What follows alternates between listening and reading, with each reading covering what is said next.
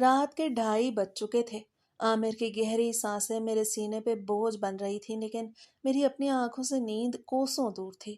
الماری کے پرانے شیشے میں چاند کی مدھم روشنی پڑ رہی تھی اور اس میں میرا وہ بھرا ہوا وجود صاف دکھائی دے رہا تھا۔ میں نے اپنا ہاتھ اٹھایا اور اپنی چھاتی کو اس حصے پہ رکھا جو پچھلے چند مہینوں میں اس قدر ابھر چکا تھا کہ میرے کپڑے اب اس کی قید برداشت نہیں کر پا رہے تھے۔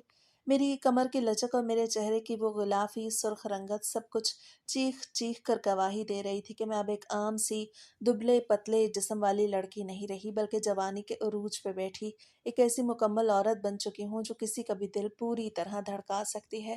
عامر کی محنت کش زندگی کا پسینہ جب شام کو مجھ سے لپٹتا تو میری دنیا بظاہر جنت بن جاتی تھی، لیکن جیسے ہی نازش کی وہ باتیں میرے ذہن میں آتی تھیں، میرے اس جنت کے محل میں دراڑیں پڑنے لگتی تھیں۔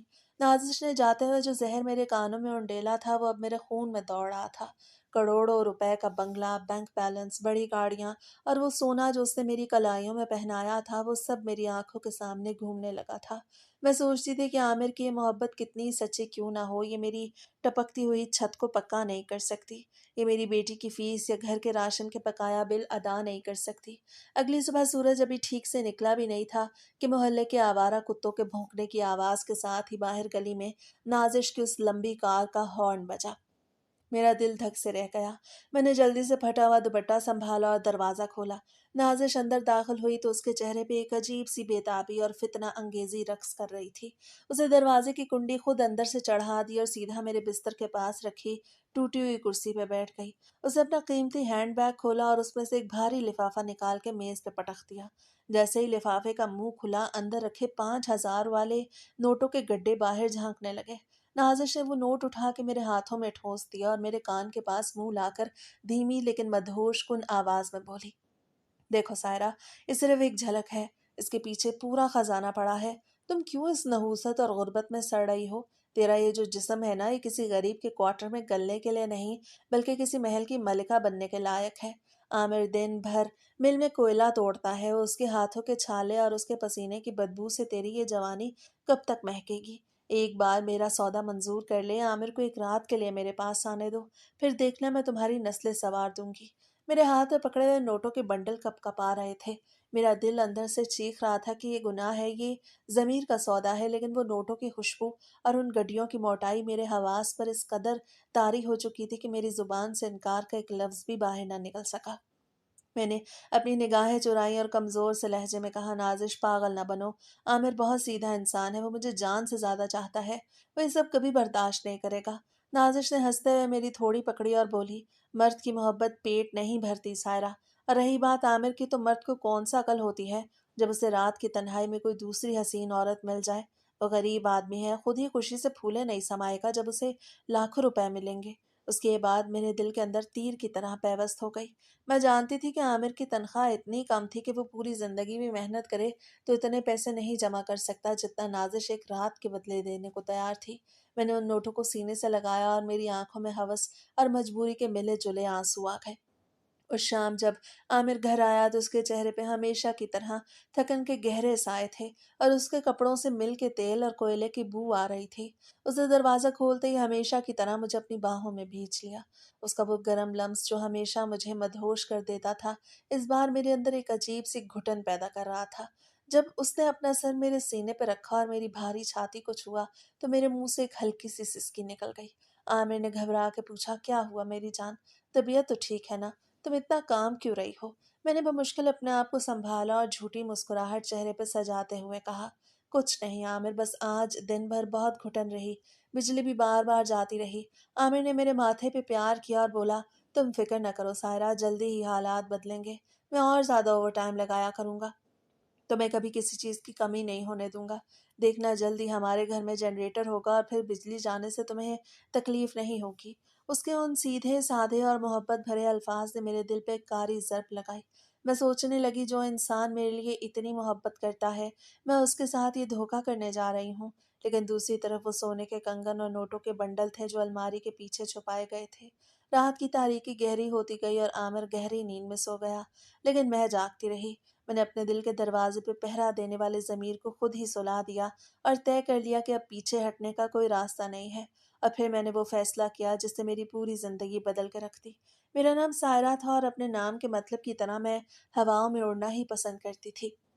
मेरी जिंदगी का हर दिन एक ऐसे शहर से शुरू होता था जिस पे दुनिया की तमाम औरतें कुर्बान होने को तैयार हो जाएं। मैं जब सुबह सवेरे बिस्तर से उठती तो सबसे पहले अलमारी के पट पे लगे पुराने शीशे के सामने जाके खड़ी हो जाती। वहां खड़े होके मैं घंटों अपने वजूद को निहारती और अपनी किस्मत पे नाज करती। शादी के उन 7 सालों ने मुझे एक बिल्कुल ही मुख्तलिफ रूप दे दिया था। मेरी जवानी किसी तपते हुए सहरा में अचानक फूटने वाले चश्मे की तरह उबल रही थी। मेरा कद काठ, मेरा तंदुरुस्त तवाना जिस्म और मेरे चेहरे पे छाई सुर्ख रंगत किसी भी देखने वाले को मबहूत करने के लिए काफ़ी थी। सबसे हैरान कुन तब्दीली मेरी निस्वानी हुस्न में आई, जिसका नंबर दिन ब दिन बढ़ता ही जा रहा था। मेरा लिबास अब मेरे जिस्म पे तंग होने लगा था और जब मैं अपने निस्वानी हुस्न को शीशे में देखती तो खुद मेरी अपनी सांसें रुकने लगती थीं। मेरा पूरा वजूद एक भरपूर और कामिल औरत की गवाही देता था, जिसके अंग अंग से तंदुरुस्ती और जवानी छलक रही थी। वह जब भी अपने उस भरे हुए तंदुरुस्त वजूद पे हाथ फेरती तो मुझे अपने शौहर आमिर का वो गर्म और दीवाना वार लम्स याद आ जाता, जो वो रात भर मुझ पर निछावर करते थे। ये आमिर की बेपनाह मोहब्बत ही तो थी जिसने मुझ जैसी आम और दुबली पतली लड़की को एक ऐसी दिलकश औरत बना दिया था जिसकी एक झलक पाने के लिए लोग तरसते थे। आमिर मिल में एक मामूली क्लर्क थे और हमारी आमदनी इतनी कम थी कि हम बमुश्किल 2 वक्त की रोटी पूरी कर पाते थे। हमारे घर की दीवारों का प्लास्टर उखड़ चुका था और छत बरसात में जगह जगह से टिपकती थी, लेकिन उस गरीबी के बावजूद मेरा दिल और मेरा जिस्म हमेशा बादशाहों की तरह निहाल रहता था। मैं रोजाना रात को जब थके हारे घर लौटते तो अपनी सारी थकन मेरे इस तंदुरुस्त जिस्म के आगोश में आकर भूल जाते। वो सारी रात मुझसे इस तरह चिपके रहते जैसे मैं उनकी जिंदगी का कुल असासा हूँ। उनके मजबूत हाथ जब मेरे भरे हुए वजूद को छुआ करते तो मेरे अंदर एक नई जिंदगी दौड़ जाती। उसी जनून और उसी रात भर की कुर्बत का नतीजा था कि मेरी खूबसूरती मोहल्ले भर में जरबुल मिसल बन चुकी थी। मैं जब भी गले के सरकारी नलके में पानी भरने जाती तो मोहल्ले की बड़ी बूढ़ियां और जवान लड़कियां हसरत भरी नजरों से मुझे ऊपर से नीचे तक देखती और ठंडी आह भर के रह जाती। मेरी सहेलियां अक्सर मेरे पास आके बैठती और बड़े इश्तियाक से पूछती, सायरा आखिर तुम्हारी इस काया पलट का राज क्या है? तुम खाती तो सूखी रोटियां हो, मगर तुम्हारा ये उभरा हुआ जिस्म और चेहरे की ये चमक किसी अमीर घराने की मलिका जैसी है। मैं उनकी बातें सुन के बस शर्मा जाती और अपने दुपट्टे को सीने पे मजीद कस लेती, क्योंकि मैं उन्हें ये कैसे बताती कि एक मर्द की सच्ची मोहब्बत दुनिया की हर कीमती खुराक और हर बड़े पॉलर से बढ़कर औरत को जवान और तंदुरुस्त रखती है। उन्हीं दिनों मेरी जिंदगी में नाजिश की वापसी हुई। वो मेरे स्कूल के ज़माने की सबसे अमीर और गहरी सहेली थी, जिसकी शादी एक बहुत बड़े सन्नतकार से हुई थी। वो शहर के सबसे पोश इलाके में एक शानदार बंगले में रहती थी, जहां नौकर चाकर और गाड़ियां उसके एक इशारे पे हाजिर होती थीं। एक दिन वो अपनी चमकती हुई बड़ी गाड़ी में मेरे उस तंग और गरीब मोहल्ले की गली में आई तो पूरा मोहल्ला उसे देखने के लिए इकट्ठा हो गया। जब वो मेरे छोटे से क्वार्टर के दरवाजे से अंदर दाखिल हुई तो मैं उसे देख के दंग रह गई। नाजिश ने लाखों रुपए का रेशमी जोड़ा पहन रखा था और उसके कानों में हीरे के झुमके चमक रहे थे, लेकिन उसका अपना चेहरा बिल्कुल जर्द पड़ा हुआ था। उसकी आंखें अंदर को धसी हुई थीं और उसका जिस्म इतना कमजोर था जैसे वो हड्डियों का ढांचा हो। उसके बरक्स जब नाजिश की नजर मुझ पर पड़ी तो उसकी आंखें फटी की फटी रह गईं। उस सोफे पे बैठने के बजाय खड़ी हो गई और मेरे करीब आकर मेरे हाथों को छूने लगी। वो बार बार मेरी भरी हुई छाती, मेरे चमकते हुए गालों और मेरी तंदुरुस्त कामत को देख रही थी, और उसके चेहरे पर एक अजीब सी जलन और हसरत के जज्बात उभर रहे थे। वो कहने लगी, सायरा ये तुम हो या कोई और? तुम इतनी कैसे बदल गई? तुम्हारे पास तो न अच्छा खाना है न ऐशो आराम, फिर भी तुम इस उम्र में इतनी भरपूर और जवान कैसे दिखती हो? जबकि मेरे पास सब कुछ है, लेकिन मैं दिन ब दिन मुरझाती जा रही हूँ। बहुत सालों बाद ना जाने उसे कैसे मेरी याद आई थी कि वो मेरे घर चली आई, और अब आने के बाद मुझे देख के बिल्कुल हैरान रह गई थी। मैंने पहले तो हंस के उसकी बात को टालने की कोशिश की, लेकिन जब उसे बहुत ज़्यादा इसरार किया और रोने वाली हो गई तो मैंने अपने शौहर की मोहब्बत के जाम में सादगी से कह दिया कि नाजिश, ये सब मेरे आमिर की मोहब्बत का सदका है। वो मुझसे इस कदर प्यार करते हैं कि सारी रात मुझसे एक पल के लिए भी अलग नहीं होते, और उनका यही लम्स मेरी इस तंदुरुस्ती और खूबसूरती का असल राज है। उन्होंने मुझे लड़की से एक सच्ची औरत बना दिया। मेरी ये बात सुन के नाजिश के चेहरे पे एक गहरा सन्नाटा छा गया, और वो काफ़ी देर तक हसरत भरी नज़रों से मेरे वजूद को देखती रही। फिर उसे एक सर्द आह भरी और कहने लगी, सायरा तुम्हारा ये शौहर कितना खुशकिस्मत है, और तुम कितनी अमीर हो, क्योंकि मेरा शौहर कामरान तो रातों को अमीर पार्टियों और मॉडल्स के चक्करों में रहता है। उसे मेरी कोई परवाह नहीं, वो महीनों मुझे छूता तक नहीं, इसीलिए मेरा ये हाल हो गया है। वो बोलते बोलते अचानक रुकी। उसकी आंखों में एक अजीब सा पागलपन चमका और वो मेरे और करीब होकर धीमी लेकिन वजनी आवाज में कहने लगी, क्या तुम्हारा शौहर मुझे भी ऐसे ही खूबसूरत और तंदुरुस्त कर सकता है? अगर वो कुछ वक्त मेरे साथ गुजारे तो मैं बदले में तुम्हें इतनी बड़ी कीमत दूंगी कि तुम्हारी ये गरीबी हमेशा के लिए मिट जाएगी। ये गैर अखलाकी और हौलनाक फरमाइश सुन के मेरे कानों में साई साई होने लगी और मेरा पूरा जिस्म पसीने से नहा गया। मैंने तड़प के अपना हाथ उसकी गिरफ्त से छुड़ाया और गुस्से से कांपते हुए कहा, नाजिश, तुम होश में तो हो? ये तुम क्या घिनौनी बात कर रही हो? आमिर मेरा शौहर है, कोई बाजार का खिलौना नहीं जिसे खरीदा जा सके। तो मेरी पुरानी दोस्त हो, इसीलिए मैं तुम्हें जाने दे रही हूँ, लेकिन दोबारा कभी भी मेरे घर में कदम मत रखना। नाजिश मेरी इस सख्ती पे थोड़ा घबरा गई और अपनी बात को संभालते हुए कहने लगी कि सायरा, तुम तो बुरा मान गई। मैं तो बस अपनी महरूमी के मारे जज्बाती हो गई थी। मेरा वो मतलब नहीं था, तुम गुस्सा थूक दो। कुछ देर बाद वो चली गई, लेकिन मेरे घर के सुकून में जाते जाते वो एक ऐसा जहर घोल गई जिसे आहिस्ता आहिस्ता मैंने अपने जहन में बिठाना शुरू कर दिया। क्योंकि गरीबी के दिन बहुत सख्त होते हैं और पैसे की चमक कमज़ोर दिलों को बहुत जल्द अपने जाल में जकड़ लेती है। उस रात जब आमिर घर आया और उन्होंने हमेशा की तरह मोहब्बत से मुझे अपने सीने से लगाया तो मेरा दिल अंदर से लरज रहा था। आमिर का लम्स वही था, उनकी रात भर की दीवानगी वही थी, लेकिन अब मेरे जहन में बार बार नाजिश का वो मुरझाया हुआ चेहरा, उसका वो जुमला गूंज रहा था कि मैं तुम्हें बहुत बड़ी कीमत दूंगी। मैं जब सुबह उठ के अपने तंदुरुस्त फिगर को शीशे में देखती तो अब मुझे खुशी के साथ साथ एक गहरा एहसास महरूमी भी होने लगता था। मैं सोचती कि इस हुस्न का क्या फ़ायदा जो इस खड़े हुए प्लास्टर वाली दीवारों और तपती हुई छत के नीचे रुल रहा है। अगले ही दिन नाजिश फिर मेरे घर आ गई और इस बार वो खाली हाथ नहीं थी, बल्कि उसके हाथ में सोने के दो भारी कंगन थे जो उसे ज़बरदस्ती मेरी कलाइयों में पहना दिया और कहने लगी, सायरा देखो, ये सोना तुम्हारे इस खूबसूरत जिस्म पे कितना जचता है। तुम क्यों इस तपते हुए कमरे में अपनी जवानी ज़ाया कर रही हो? मेरे बंगले में एसी चलते हैं, वहाँ गाड़ियाँ हैं। अगर तुम मेरी बात मान लो तो मैं तुम्हें शहर के सबसे महंगे इलाके में एक आलीशान बंगला और करोड़ों रुपए का बैंक बैलेंस दूंगी।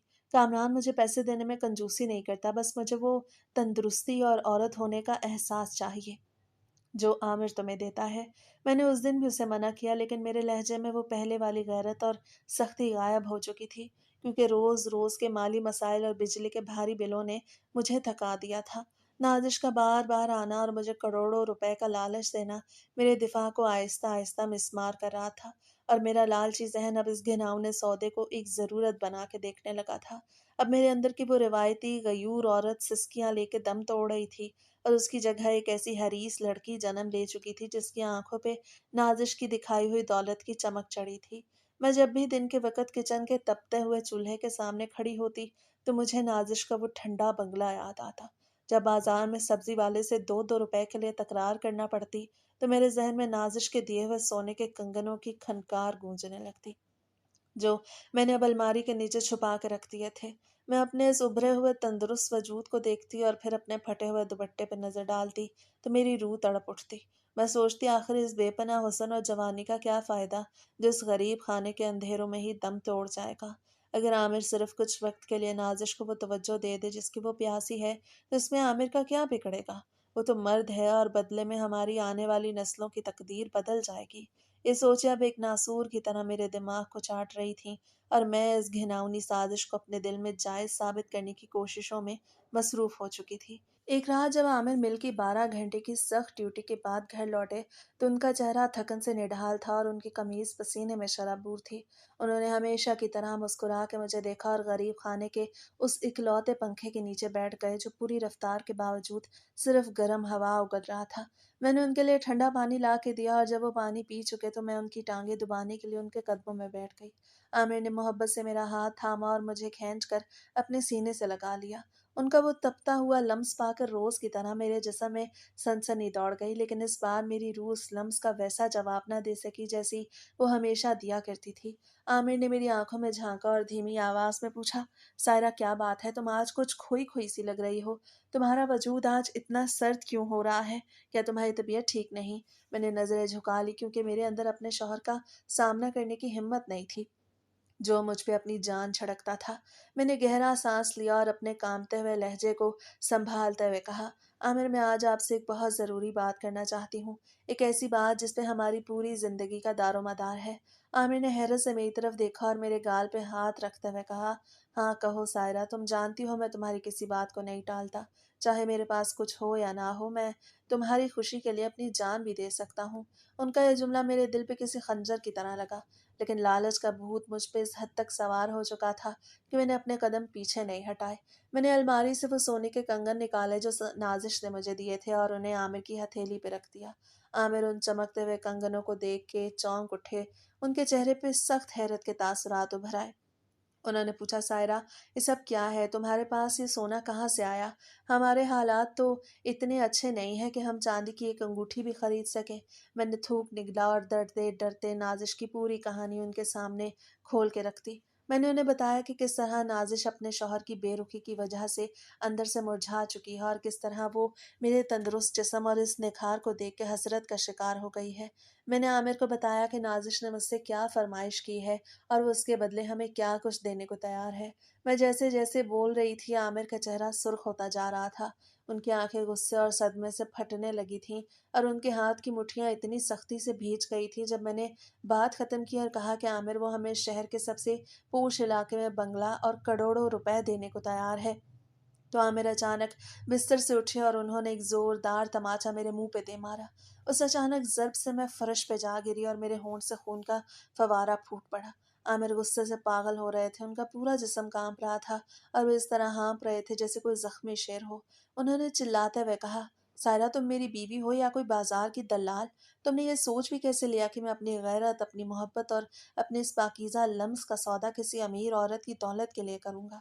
मैं दिन भर मिल में इसलिए खून पसीना बहाता हूँ ताकि तुम्हें हलाल की 2 रोटियां खिला सकूं, और तुम चंद टकों की खातिर मुझे बेचने चली हो।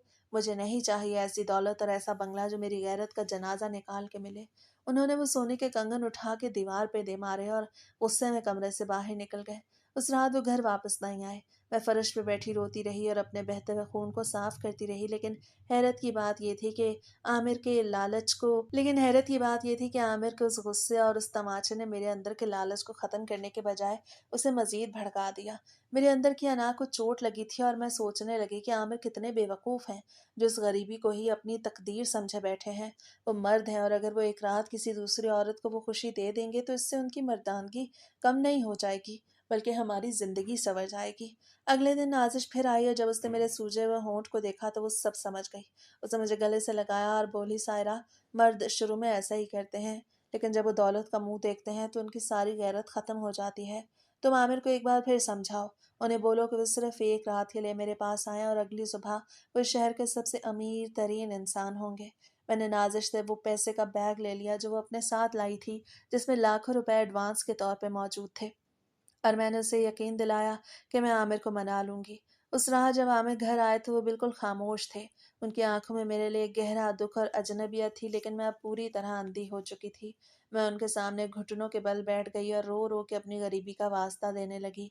मैंने कहा, आमिर, मैं ये सब अपने लिए नहीं बल्कि आपके लिए कर रही हूँ। मैं आपको इस कड़ी धूप में मरते हुए नहीं देख सकती। सिर्फ एक रात की तो बात है। नाजिश हमारी सहेली है, ये बात हमारे अलावा कोई नहीं जानेगा। बस आप एक रात के लिए उसको अपना लें और बदले में हमारी दुनिया बदल जाएगी। आमिर ने मुझे बहुत देर तक देखा। उनकी आंखों से 2 आंसू टिपक के फर्श पे गिरे और उन्होंने एक गहरी उदासी के साथ कहा, सायरा, क्या तुम वाकई यही चाहती हो? क्या तुम्हें मेरी मोहब्बत से ज्यादा वो दौलत अजीज है? मैंने बिना सोचे समझे हाँ में सर हिला दिया। आमिर ने एक सर्द आह भरी और कहा, ठीक है, अगर तुम्हारा फैसला यही है तो कल रात नाजिश को यहाँ बुला लो। मैं तैयार हूँ। उनकी ये बात सुन के मैं खुशी से पागल हो गई। आमिर की जुबान से हाँ सुन के मेरे पाँव जमीन पे नहीं टिक रहे थे। मुझे ऐसा लग रहा था जैसे किस्मत की देवी ने अचानक मेरे गरीब खाने का रुख कर लिया हो और मेरी 7 नस्लों की गरीबी एक ही पल में मिट गई हो। उस रात आमिर ने मुझसे कोई बात नहीं की। वो दीवार की तरफ मुंह करके लेट गए, लेकिन मेरी आंखों से नींद कोसों दूर थी। मैं बिस्तर पे लेटी हुई अंधेरे में अपने रोशन मुस्तकबिल के ताने बाने बुनती रही। मुझे बार बार नाजिश का वो बंगला, उसकी चमकती हुई गाड़ी याद आ रही थी और मैं सोच रही थी कि ये अब सब कुछ मेरा होने वाला है। अब मुझे किचन के तपते हुए चूल्हे पे सुबह सवेरे उठ के रोटियां नहीं बेलनी पड़ेंगी और ना ही गले के सरकारी नलके पे पानी भरने के लिए औरतों की जली कटी बातें सुननी पड़ेंगी। मैंने अपने तंदुरुस्त जिस्म को देखा जिस पर आमिर की रातों की दीवानगी का निखार अब भी मौजूद था, और मैं दिल ही दिल में नाजिश का शुक्रिया अदा कर रही थी कि उसके एक पागलपन ने हमारी किस्मत का दरवाज़ा खोल दिया था। अगली सुबह मैं आमिर से भी पहले बिस्तर से उठ गई और मेरे चेहरे पे एक अजीब सी फातिहाना मुस्कुराहट थी। आमिर रोज़ की तरह खामोशी से उठे, उनके चेहरे पे एक मर्दनी सी छाई हुई थी। उनकी आंखें रात भर ना सोने की वजह से सुर्ख हो रही थीं, लेकिन मुझे उनके उस दुख से कोई गर्ज नहीं था, क्योंकि मेरी आंखों पे दौलत की पट्टी बन चुकी थी। मैं अलमारी की तरफ भागी और अपने हाथों से आमिर का सबसे अच्छा और साफ सुथरा लिबास निकाला। ये वो कल्फ लगा हुआ सफ़ेद कुर्ता शलवार था जो वो सिर्फ ईद के दिन पहना करते थे। मैंने उसे बहुत एहतियात से इस्त्री किया और जब आमिर नहा के कमरे में आए तो मैंने वो लिबास उनके सामने रख दिया। उन्होंने उस कुर्ते को देखा और फिर मुझे देखा। उनकी आंखों में गहरा सवाल था, लेकिन वो कुछ बोले नहीं। मैंने मुस्कुरा के कहा कि आज आपको बहुत अच्छा लगना चाहिए। नाजिश एक अमीर घराने की औरत है, उसके सामने आपका असर अच्छा पड़ना चाहिए। आमिर ने एक लफ्ज़ भी नहीं कहा और वो रोबोट की तरह वो कपड़े पहनने लगे। मैं बिस्तर पे बैठ गई और अपना सस्ता सा मोबाइल फ़ोन निकाल कर इंटरनेट पे महंगी महंगी चीज़ें देखने लगी। मैंने कभी सोचा भी नहीं था कि मैं इन चीज़ों को खरीदने के बारे में सोच भी सकती हूँ, लेकिन आज मैं ऐसे देख रही थी जैसे ये सब कुछ मेरी मुट्ठी में हो। मैंने मोबाइल की स्क्रीन आमिर के सामने की और खुशी से चहकते हुए कहने लगी, आमिर देखो ये सोफ़ा सेट कितना शानदार है ना। जैसे ही नाजिश हमें बंगले के कागजात और पैसे देगी, मैं सबसे पहले अपने नए ड्राइंग रूम के लिए यही सोफ़ा ऑर्डर करूँगी। और देखो, ये बेडरूम सेट कितना खूबसूरत है। इसका फर्नीचर बिल्कुल शाही तर्ज का है। अब हम इस पुराने और चूं चूं करते हुए बिस्तर पे नहीं सोएंगे, बल्कि हमारी जिंदगी किसी बादशाह और मलिका जैसी हो जाएगी। आमिर बस खामोशी से मुझे देखते रहे। उनके चेहरे पे ना कोई गुस्सा था, ना ही कोई खुशी। वो बस एक मूरत की तरह खड़े मेरी बातें सुन रहे थे, जैसे उनका इस सब से कोई ताल्लुक ही ना हो। मैं अपनी ही धुन में मगन थी। मैंने मोबाइल पर शहर के सबसे महंगे और नामवर इंटरनेशनल स्कूल की वेबसाइट खोली और कहने लगी, आमिर आपको मालूम है कि मैंने अपने बच्चों के लिए क्या सोचा है? हमारे बच्चे अब इस मोहल्ले के सरकारी और घटिया स्कूल में नहीं पढ़ेंगे जहाँ टीचर्स बच्चों पे ध्यान ही नहीं देते। मैं अपने बच्चों का दाखिला इस बड़े स्कूल में कराऊंगी जहाँ अमीरों के बच्चे पढ़ते हैं। वहाँ मेरे बच्चे इंग्लिश बोलना सीखेंगे और जब वो बड़ी गाड़ियों से उतरेंगे तो मोहल्ले की यही औरतें जो आज मुझे हकारत से देखती हैं, दांतों तले उंगलियां दबा लेंगी। हमारे बच्चों का मुस्तकबिल इतना शानदार होगा कि कोई हमारी गरीबी का नाम भी नहीं ले सकेगा। आमिर ने मेरी बात सुन के सिर्फ अपना सर हिलाया और बगैर कुछ खाए पिए घर से बाहर निकल गए। लेकिन मुझे उनके जाने का कोई मलाल नहीं था, क्योंकि मेरे दिमाग में तो करोड़ों रुपए का फर्नीचर, बंगला और स्कूल घूम रहे थे। अभी आमिर को गए हुए थोड़ी ही देर हुई थी कि मोहल्ले की एक पड़ोसन शुबाना भाभी किसी काम से मेरे घर आई। शुबाना भाभी अक्सर मेरे घर आया करती थीं और हमारी गरीबी का मजाक उड़ाने का कोई मौका हाथ से नहीं जाने देती थीं। आज जब वो अंदर आई तो उन्होंने देखा कि पूरा घर बिखरा हुआ है और मैं मोबाइल हाथ में लिए मुस्कुरा रही हूँ। उन्होंने तंज करते हुए कहा, सायरा, खैर तो है, आज सुबह सुबह इतनी खुश क्यों हो रही हो? मियाँ की तनख्वाह में कोई बड़ा इजाफा हो गया है क्या, या कोई लॉटरी निकल आई है? मैंने अपने दुपट्टे को फखर से सीधा किया और चेहरे पर एक मगरूर मुस्कुराहट लाते हुए कहा, भाभी अब वो दिन गए जब हम एक एक रुपए के लिए तरसते थे।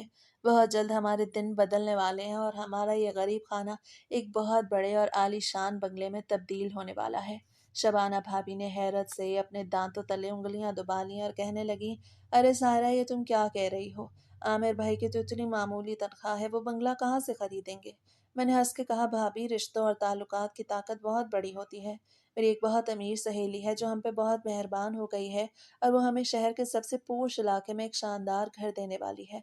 बस कुछ ही दिनों की बात है, हम ये गंदगी गली और ये छोटा सा क्वार्टर छोड़ के हमेशा के लिए यहाँ से चले जाएंगे। फिर आप हमें सिर्फ टीवी पे या ख्वाबों में ही देख सकेंगी। शुबाना भाभी मेरी ये बात सुन के जल भुन गई और उनका चेहरा फक हो गया। वो बगैर कुछ कहे उल्टे कदमों वहां से चली गई और मैं उनकी हालत देखकर जोर शोर से हंस पड़ी, क्योंकि मुझे लग रहा था कि दुनिया मेरे कदमों में है। दोपहर ढल चुकी थी, शाम के साए गहरे हो रहे थे, मगर मेरे अंदर की बेचैनी और जोश थमने का नाम नहीं ले रहा था। मैंने अपने मोबाइल पे घड़ी देखी, वक्त जैसे रेंग रहा था।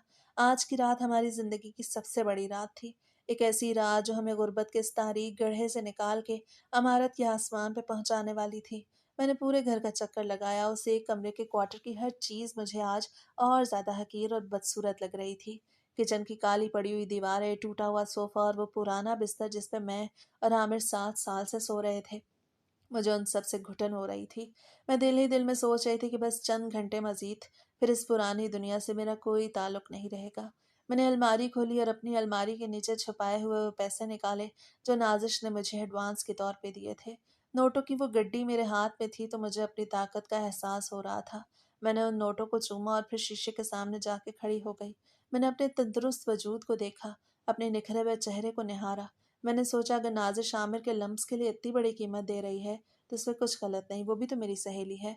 अगर उसे भी मेरी तरह औरत होने का सच्चा एहसास मिल जाए तो ये एक तरह से नेकी ही तो है। मैं अपने लालच को नेकी का लिबादा पहना के अपने ज़मीर को पूरी तरह सुला चुकी थी। शाम के 7 बजे आमिर घर लौटे। उनके कदमों में हमेशा जैसी तेज़ी नहीं थी, वो बहुत आहिस्ता आहिस्ता चलते हुए अंदर आए। उनका वो सफ़ेद कल्फ लगा हुआ कुर्ता जो मैंने सुबह इस्त्री करके रखा था अब भी वैसा ही चमक रहा था, मगर उनका अपना चेहरा बुझा हुआ था, जैसे उनके अंदर का कोई सुराख गुल हो चुका हो। उन्होंने कमरे में कदम रखा तो मेरी तरफ देखा भी नहीं, बस खामोशी से कोने में रखी कुर्सी पे बैठ गए। मैं उनके करीब गई, उनके कंधों पे हाथ रखा और बड़े लाड से कहा, आमिर आप इतने उदास क्यों हैं? आज तो हमारे दुखों के खात्मे का दिन है। आपको तो खुश होना चाहिए कि कल से हमें किसी के सामने हाथ नहीं फैलाना पड़ेगा। आपको मिल की वो 12 घंटे की सख्त ड्यूटी नहीं करनी पड़ेगी। आमिर ने कोई जवाब नहीं दिया, उन्होंने बस अपनी नज़रें फ़र्श पे जमाए रखीं।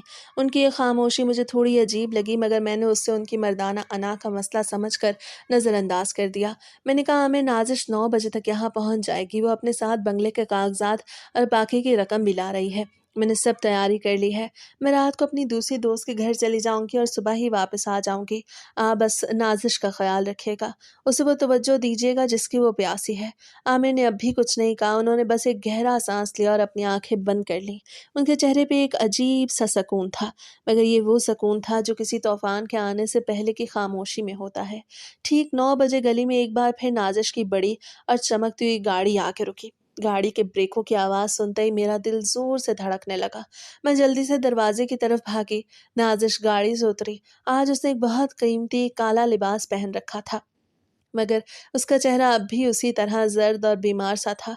उसके हाथ में एक बड़ा चमड़े का बैग था जिसमें हमारी पूरी जिंदगी बदलने का सामान मौजूद था। वो जैसे ही अंदर दाखिल हुई उसकी नज़र आमिर पे पड़ी जो सफ़ेद कुर्ते में खामोश बैठे हुए थे। नाजिश की आंखों में एक अजीब सी चमक उभरी, एक ऐसी चमक जो किसी प्यासे के सामने पानी आ जाने पे होती है। नाजिश ने वो चमड़े का बैग मेरे हाथ में थमाया और धीमी आवाज़ में कहा, सायरा ये लो, इसमें इस शहर के सबसे पोश इलाके के बंगले के कागजात हैं जो मैंने तुम्हारे नाम कर दिए हैं, और उसके साथ ये 1 करोड़ रुपए का कैश भी है। अब तुम अपनी ज़िंदगी जैसे चाहे जियो, मगर अब जो तुमने मुझसे वादा किया था वो पूरा करो। मैंने उस बैग को अपने सीने से लगा लिया। नोटों और कागजात का वो वज़न मेरे हाथों में था तो मुझे लगा जैसे मैं दुनिया की सबसे अमीर औरत बन गई हूँ। मैंने नाजिश को देखा, फिर आमिर को देखा जो अब भी उसी तरह खामोश बैठे थे। मैंने आमिर से कहा, आमिर मैं जा रही हूँ, आप अपना ख्याल रखिएगा। आमिर ने पहली बार अपनी आंखें खोली। उन्होंने मुझे देखा।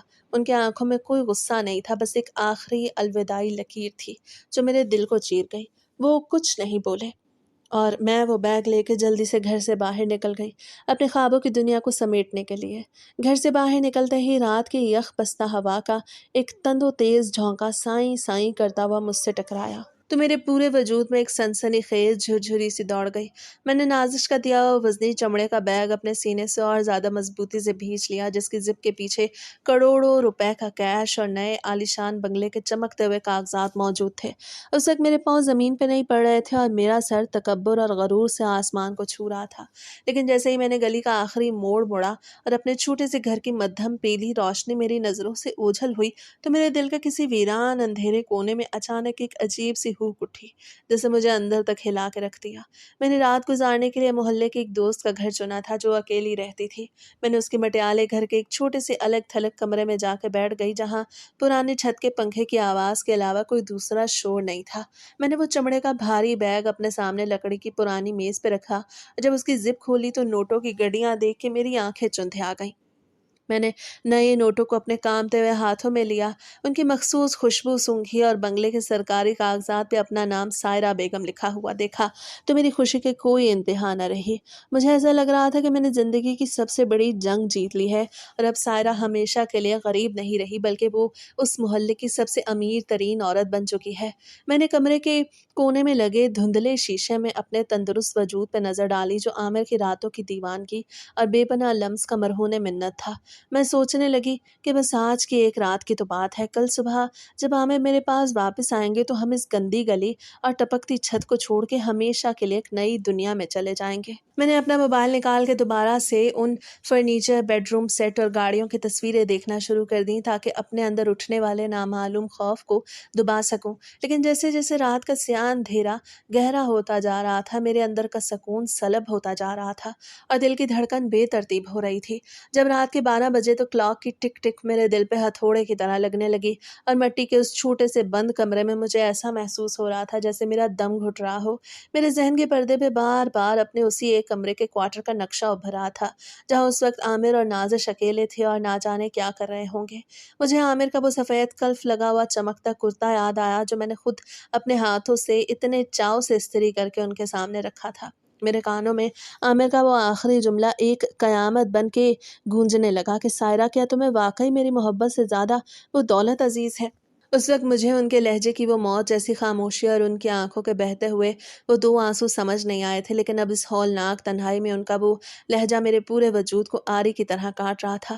میں بستر پہ بار بار کروٹیں بدلنے لگی لیکن نیند میری آنکھوں سے کوسوں دور ہو چکی تھی اور مجھے ہر گزرتا ہوا منٹ 1 سال جتنا لمبا محسوس ہو رہا تھا۔ آج تک عامر کے وہ گرم لمس، ان کا وہ دیوانہ وار پیار اور راتوں کی وہ والہانہ تپش صرف اور صرف میرا اثاثہ تھی، لیکن آج پہلی بار کوئی دوسری عورت اس مقدس لمس کو چکھنے جا رہی تھی، اور یہ سوچتے ہی میرے اندر حسد اور پچھتاوے کی ایک ایسی ہولناک آگ بھڑکی جس نے میرے لالچ کے سارے محل کو ایک ہی پل میں جلا کے راکھ کر دیا۔ مجھے اپنے تندرست جسم پر اب ایک بھیانک قید لگنے لگی اور وہ کروڑوں روپے جو میرے سامنے میز پہ بکھرے پڑے تھے مجھے خون میں لت پت بے جان کاغذ کے ٹکڑے محسوس ہونے لگے۔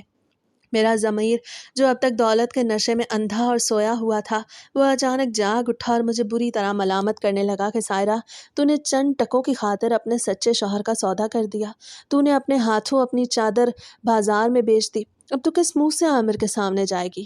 رات کے 2 بجے مجھ سے مزید اس کمرے میں اکیلے نہیں بیٹھا گیا۔ میں بستر سے دیوانی ہو کے اٹھی اور کمرے کے چکر کاٹنے لگی۔ میرا جی چاہ رہا تھا کہ میں ابھی اسی وقت ننگے پاؤں بھاگ کر اپنے گھر جاؤں اور نازش کے منہ پہ وہ پیسے مار کے اپنے عامر کو اس کے چنگل سے چھین لاؤں، لیکن میرے پیروں میں اس دولت کی وہ بھاری زنجیریں بندھی ہوئی تھی جو میں خود اپنے ہاتھوں سے پہن کے آئی تھی۔ میں نے رو رو کے اپنے دوپٹے کو بھگو دیا اور بار بار خدا کے سامنے سجدے میں گر کے دعائیں مانگتی رہی کہ کاش صبح جلدی ہو جائے اور میں جا کے سب کچھ روک دوں۔ مجھے اپنا بنگلے کی پرواہ تھی، نہ گاڑی کی اور نہ فرنیچر کی۔ مجھے بس اپنا وہ پرانا عامر واپس چاہیے تھا جس کی مفلس محبت پہ پوری دنیا رشک کرتی تھی اور جس کی وجہ سے میں ایک بھرپور عورت بنی تھی۔ جیسے ہی صبح کا پہلا ہلکا سا اجالا آسمان پہ نمودار ہوا، میں نے وہ چمڑے کا بیگ اٹھایا اور بغیر اپنا دوپٹہ اور چادر سنبھالے دیوانوں کی طرح اپنے گھر کی طرف بھاگی۔ گلیوں میں ابھی صبح کا گہرا سناٹا تھا اور کتے بھونک رہے تھے، لیکن مجھے کسی چیز کا ہوش نہیں تھا۔ میرے دل میں ایک ہولناک طوفان اٹھ رہا تھا اور مجھے لگ رہا تھا کہ اگر میں ایک پل بھی لیٹ ہوئی تو میری کائنات اجڑ جائے گی۔ میں جیسے ہی اپنی کوارٹر کے باہر پہنچی تو میں نے دیکھا کہ نازش کی وہ بڑی چمکتی ہوئی گاڑی وہاں موجود نہیں تھی، یعنی وہ جا چکی تھی۔ میں نے کانپتے ہوئے ہاتھوں سے اپنے گھر کا دروازہ دھکیلا جو اندر سے بند نہیں تھا بلکہ صرف بھیڑا ہوا تھا۔ جیسے ہی میں اندر داخل ہوئی تو کمرے کا منظر دیکھ کے میرے پاؤں تلے سے زمین نکل گئی، میری سانسیں حلق میں اٹک گئیں اور میرے ہاتھ سے وہ کروڑوں روپے کا بیگ فرش پہ جا گرا اور نوٹ پورے کمرے میں بکھر گئے۔ کمرے کے وسط میں عامر کا وہ سفید کلف لگا ہوا کرتا زمین پہ پڑا ہوا تھا جو اب خون کے گہرے سرخ دھبوں سے لت پت ہو چکا تھا اور پورے کمرے میں ایک عجیب سی بو پھیلی ہوئی تھی۔ میرے منہ سے ایک چیخ نکلتے نکلتے رہ گئی اور میں نے اپنے دونوں ہاتھ اپنے منہ پہ رکھ لیے تاکہ میری آواز باہر نہ جا سکے۔ بستر کی چادر پوری طرح سے بکھری ہوئی تھی لیکن کمرے میں نہ عامر تھے نہ نازش تھی۔ میری آنکھیں پھٹی کی پٹی رہ گئیں اور میرا پورا تندرست وجود خوف سے لرزنے لگا جیسے کسی نے میری روح کو چھیل دیا ہو۔ میں کانپتے ہوئے قدموں سے آگے بڑھی اور زمین پہ پڑے اس خون آلود کرتے کو اپنے ہاتھوں میں اٹھایا تو میری سسکیاں بند گئیں، کیوں یہ وہی کرتا تھا جسے میں اپنے ہاتھوں سے استری کیا تھا تاکہ میرا شوہر کسی دوسری عورت کے سامنے اچھا لگ سکے۔ اسی لمحے میری نظر بستر کے سرہانے رکھے ہوئے شیشے پہ پڑی، جہاں عامر نے ہمیشہ کی طرح اپنی ڈائری کا ایک سفید صفحہ پھاڑ کے رکھا ہوا تھا اور اس پہ قلم سے کچھ لکھا ہوا تھا۔ میں نے لرزتے ہوئے ہاتھوں سے اس کاغذ کو اٹھایا تو اس پہ عامر کی لکھائی میں ایک تفصیلی خط لکھا ہوا تھا جو میرے نام تھا۔ خط پہ عامر کے بہتے ہوئے آنسوں کے نشانات اب بھی خشک نہیں ہوئے تھے۔ اس کے الفاظ میرے دل پہ کسی خنجر کی طرح چلنے لگے۔ خط میں لکھا تھا کہ سائرہ، جب تم نے چند ٹکوں کی خاطر میری محبت، میری غیرت اور رشتوں کے تقدس کا سودا اس امیر عورت کے ساتھ کیا تھا تو اسی پل عامر کی روح مر چکی تھی، کیونکہ مرد سب کچھ برداشت کر سکتا ہے مگر اپنی بیوی کے ہاتھوں اپنی غیرت کا سودا کبھی برداشت نہیں کر سکتا۔ خط میں آگے لکھا تھا کہ سائرہ، تم نے مجھ سے کہا تھا کہ نازش کو وہ لمس اور وہ تندرستی چاہیے جو میں تمہیں راتوں کی دیوانگی میں دیتا ہوں، لیکن تم اتنی اندھی ہو چکی تھی کہ تم یہ بھول گئیں کہ مرد کا لمس بازار میں بکنے والا کوئی گوشت کا ٹکڑا نہیں ہوتا جو پیسے دیکھ کے پگھل جائے، بلکہ وہ تو روح کا رشتہ ہوتا ہے جو صرف سچی محبت سے ہی جاگتا ہے۔ نازش جب یہاں آئی اور اس نے دولت کے گھمنڈ میں مجھے چھونے کی کوشش کی تو مجھے تمہارا وہ لالچی چہرہ یاد آ گیا جس نے مجھے بیچ دیا تھا، اور میرے اندر ایک ایسی نفرت جاگی کہ میں نے اس عورت کو دھکا دے کے دور کر دیا۔ اسے جب دیکھا کہ اس کی دولت میری غیرت کے سامنے ہار گئی ہے تو وہ پاگل ہو گئی اور اسے شیشے کی وہ بوتل اٹھا کے میرے سر پہ دے ماری، جس سے میرا یہ خون بہہ نکلا، مگر میں نے پھر بھی اپنی غیرت کا سودا نہیں ہونے دیا۔ عامر نے خط کے آخر میں لکھا تھا کہ سائرہ، نازش اپنی اس عبرتناک ہار اور رسوائی کے بعد راتوں کے اندھیرے میں یہاں سے روتی ہوئی بھاگ گئی، کیونکہ اسے سمجھ آ گئی تھی کہ دنیا کی ہر چیز پیسے سے نہیں خریدی جا سکتی، اور میں اپنا یہ بہتا ہوا خون اور اپنی یہ مری ہوئی غیرت لے کے اس گھر سے ہمیشہ کے لیے جا رہا ہوں جہاں میری بیوی نے مجھے چند ٹکوں کی خاطر بازار میں کھڑا کر دیا۔ اب تمہارے پاس وہ کروڑوں روپے کا بیگ بھی ہے اور اس شہر کا سب سے مہنگا بنگلہ بھی، اور تم اس فرنیچر کو بھی خریدو اور بچوں کو بڑے اسکول میں بھی ڈالو، لیکن یاد رکھنا اب تمہیں عمر بھر عامر کا وہ سچا پیار نصیب نہیں ہوگا جس پہ پوری دنیا رش کرتی تھی۔ میں وہ خط پڑھ کے وہیں فرش پہ ڈھیر ہو گئی اور دیوانوں کی طرح عامر کے اس خون آلود کرتے کو اپنے سینے سے لگا کے رونے لگی۔ مجھے لگ رہا تھا کہ میں نے اپنی زندگی کا سب سے بڑا جوا ہار دیا ہے۔ میں نے اپنے بھرپور تندرست جسم کو دیکھا جس سے مجھے کبھی اتنا ناز تھا، اور پھر اس خالی بستر کو دیکھا جہاں اب صرف عامر کے خون کے دھبے باقی تھے، اور مجھے احساس ہوا کہ میں سب کچھ پا کے بھی آج دنیا کی سب سے غریب اور تنہا عورت بن چکی ہوں، جس کا شوہر اس کی اپنی نادانی کی وجہ سے اس سے ہمیشہ کے لیے چھن چکا تھا۔ اس ہولناک رات کو گزرے اب 5 ماہ ہو چکے تھے، مگر میرے دل کے زخم آج بھی اتنے ہی ہرے تھے جیسے یہ کل ہی کی بات ہو۔ میں نے نازش کے اس کروڑوں روپے کے بیگ اور بنگلے کے کاغذات کو کبھی ہاتھ بھی نہیں لگایا، بلکہ اسی دن وہ سب کچھ واپس اس کے حوالے کر دیا تھا۔ اسے بھی احساس ہو گیا کہ اسے غلط راستہ چنا تھا تو اسے خود مجھ سے معافی مانگی، مگر میں اسے کیا معاف کرتی، وہ تو خود بھی گنہگار تھی۔ میں اس گندی گلی کے اس چھوٹے سے اکھڑے ہوئے پلاسٹر والے کوارٹر میں رہ رہی تھی اور لوگوں کے گھروں میں برتن مانج کر اور کپڑے دھو کے اپنے بچوں کا پیٹ پال رہی تھی۔ ان 5 ماہ میں میرا وہ تندرست توانا جسم جس میں محلے کی عورتیں رش کرتی تھیں اب پوری طرح مرجھا چکا تھا۔ میں ہر روز رات کو اسی پرانے بستر پہ لیٹتی تو خدا سے صرف ایک ہی دعا مانگتی کہ یا اللہ، مجھے میرے گناہ کی سزا مل چکی ہے، بس ایک بار مجھے میرے عامر سے ملا دے تاکہ میں ان کے قدموں میں گر کے اپنے اس لالچ کی معافی مانگ سکوں۔ ایک شام اچانک میرے گھر کے پرانے لکڑی کے دروازے پہ کسی نے بہت دھیمی سی دستک دی۔ جیسے ہی میں نے دروازہ کھولا تو سامنے کا منظر دیکھ کر میری سانسیں حلق میں رک گئیں اور میری آنکھوں سے آنسوں کا سیلاب ابل پڑا۔ دروازے پہ کوئی اور نہیں بلکہ میرا عامر کھڑا تھا۔ میں بغیر کچھ سوچے سمجھے عامر کے قدموں میں گر گئی اور ان کے پیروں کو اپنے آنسوں سے دھونے لگی۔